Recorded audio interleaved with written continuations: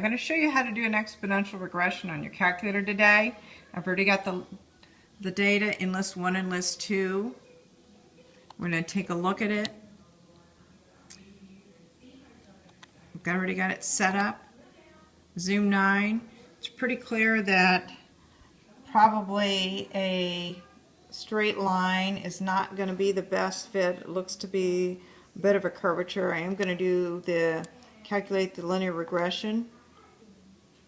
List 1, list 2. Put the equation in y1, as we've done many times before. Just kind of make a mental note that I have an r squared of 0.920 and an r of nearly 0.96.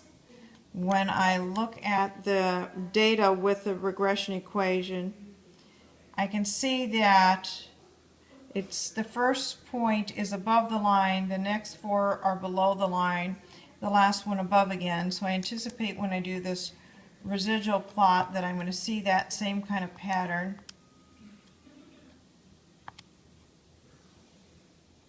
I'm going to make sure I have this equation turned off.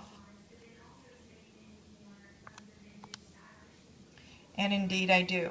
So because I anticipate that this is an exponential model would be improved, I'm going to take the logarithm of the values. Actually, I already did that, and those I dumped into list 3. I can show you how to do that once again real quick. Let's go to the top and take the log of list 2. Now I'm going to take a look at that set of data, list 1 against list 3. Appears much more linear.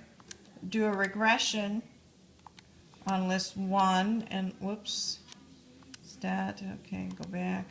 List 1 and list 3. Paste that into y1. Calculate. And look at that r squared on nearly 1 as well as r is nearly 1. So that seems to be a much better fit. I'm going to go back, and now I'm going to go back to take a look at the residual plot that's associated with this new regression equation. Take this, well, I'm going to just turn it off. I'm not actually going to take it out. Just turn it off.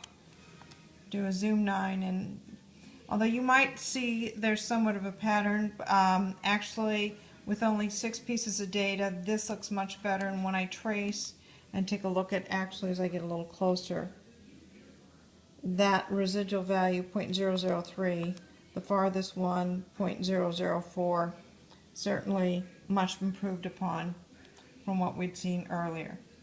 So I'm going to undo this transformation. You know from the worksheet that you undo the logarithm by using that equation, raising it both the left and the right with a base of 10, and let the equation be the exponent.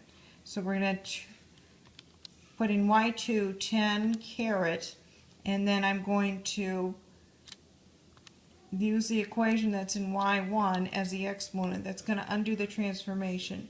I do want to keep that off in y1. I'm sorry you couldn't see that very well there for a moment. I'm going to turn that off in y1. Bring the data back to its original form, list 1 and list 2. And now when I do a zoom 9, I have the original set of data back as well as the exponential equation. Now if I wanted to predict, let's see, we've got 1, 2, 3, 4, 5, 6. Let's predict what this model would anticipate y to be for an x value of 3.5. I can do that a couple different ways. I can go second calculate value, and I can just type in 3.5. It'll give me what the regression equation, the exponential model, predicts. I could also go to the home screen and use function notation as we've done before. Y1, oops, not y1.